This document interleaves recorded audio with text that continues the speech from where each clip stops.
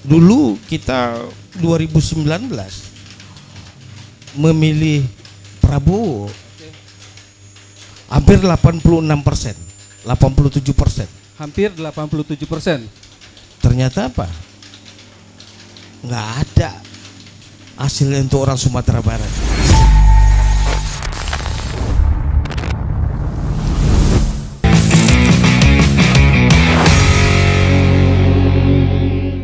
Assalamualaikum warahmatullahi wabarakatuh.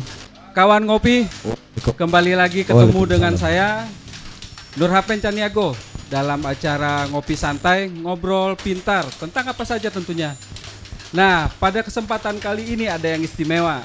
Pertama, kita kebagian tempat disediakan oleh Barista Bukit Barista Coffee sebagai sponsor kita pada malam hari ini. Yang kawan ngopi ketahui, kita kan sebenarnya podcast. Kalau ini udah podcast semi talk show tentunya. Nah, yang lebih istimewa adalah pada malam hari ini kita kedatangan seorang tamu, pengusaha muda yang datang dari Sumatera Barat, Bapak Haji Suherman.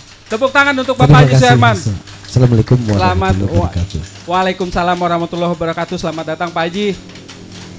Alhamdulillah bisa jumpa juga kita ya. Dari sekian kali bertemu, baru kali ini kita bisa sempat ngobrol gitu ya.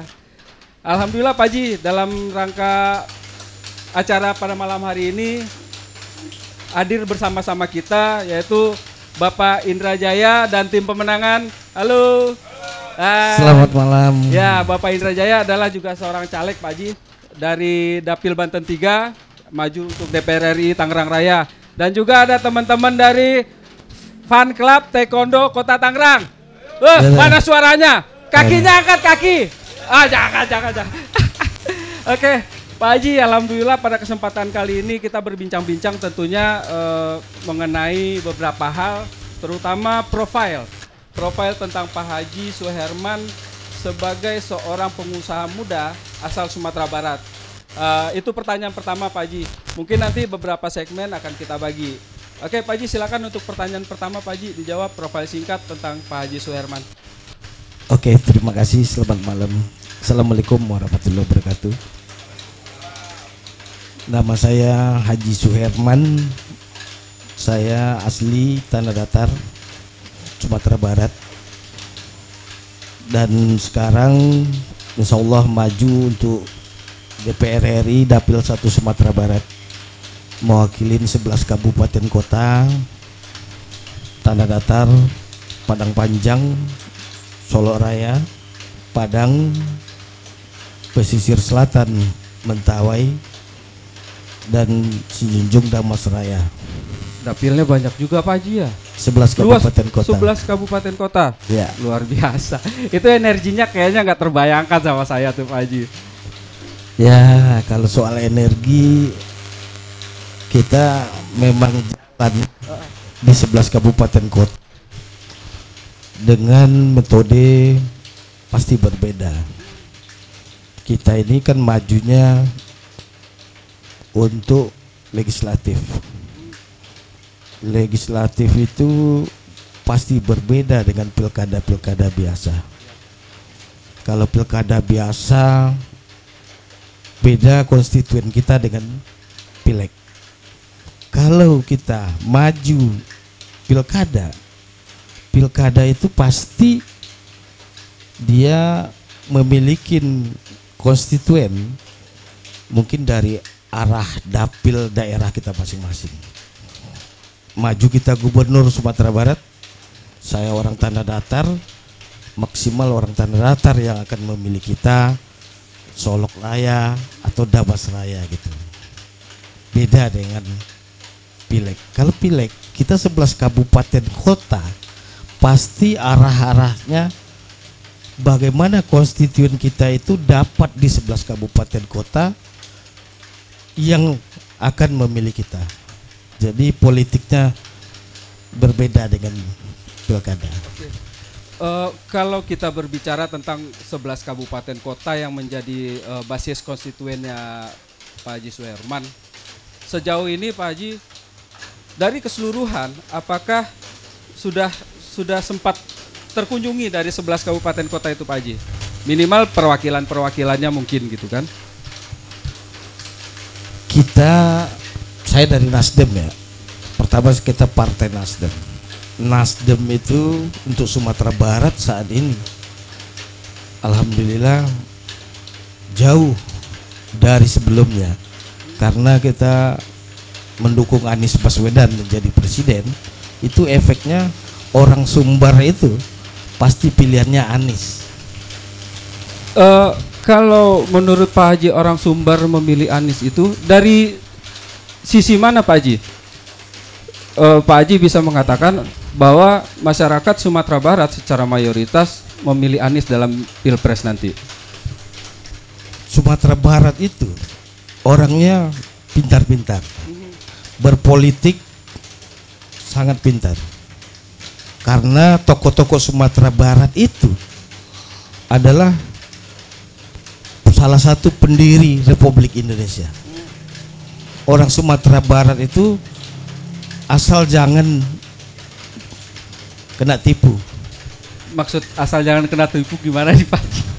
Jadi penonton kita ini kan dari segala segmen Pak Haji. Ada milenial, ada yang memang orang tua, ada Gen Z-nya pun ada penonton kita Pak Haji. Jadi kalau misalnya bisa dijelaskan secara gamblang mungkin bisa dipahamin sama para penonton kita. Beda kita orang Sumatera Barat apabila kelah kane kicu kece orang awak. Kane kicu ya kena tipu gitu Pak Haji. Kalau kita bahasa Tangerangnya itu kena tipu. Mereka memang menjatuhkan pilihan pasti ke yang terbaik dari yang baik. Dulu kita 2019 memilih Prabowo hampir 86%, 87%. Hampir 87%. Ternyata apa? Nggak ada hasilnya untuk orang Sumatera Barat. Dinamika politik Pak Haji. Dinamika politik. Memang kan sebagaimana kita ketahui kemarin Bapak Prabowo di kontestasi Pilpres di pemilu kemarin kan kalah suaranya gitu kan ya, dari Pak Presiden kita yang sekarang. Ini Pak Haji, dinamika politik di Sumbar sekarang setelah kita melalui perjalanan di Pileg 2019 kemarin yang barusan Pak Haji sampaikan, di Sumbar sekarang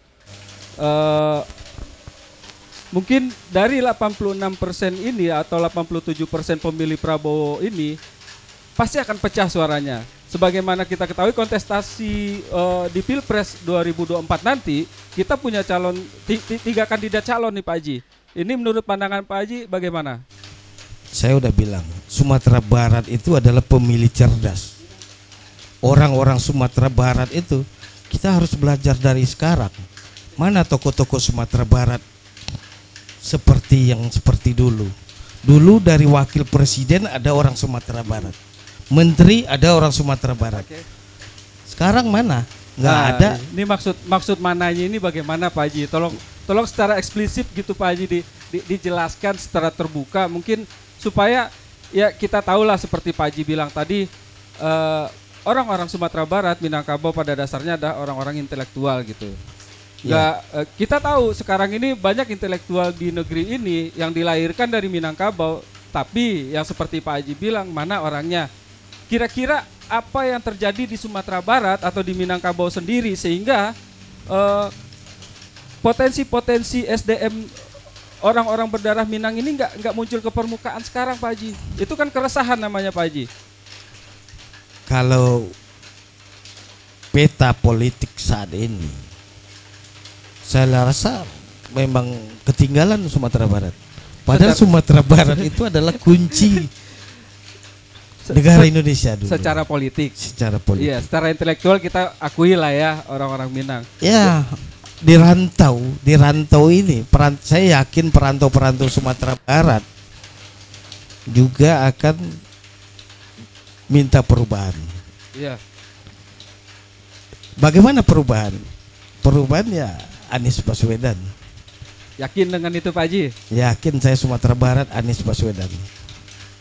Keyakinan ini tentu tumbuh atas dasar beberapa track record atau mungkin kapasitas yang telah dijalanin sama bakal calon presiden kita. bisa Pak Haji sampaikan di sini yang membuat yakin Pak Haji, dan kalau memang bisa dijelaskan kepada penonton kita, apa yang membuat Pak Haji benar-benar yakin kalau Anies Baswedan bisa memenangkan pemilihan presiden 2024 di daerah Sumatera Barat? Makanya saya bilang, saya pernah melakukan kegiatan dan saya keliling di dapil saya 11 kabupaten kota. Yang kami lakukan, kami turun langsung ke masyarakat. Masyarakat tahu pilihan yang terbaik saat ini dari 3 calon presiden, Anies Baswedan.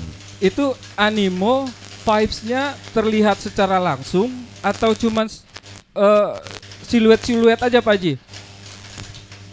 Ini kemarin tanggal 2 November ya, Anies Baswedan ke Padang, itu iya, luar biasa. Kalau Pak Prabowo nggak dingohe orang kok, apalagi Pak Gaji.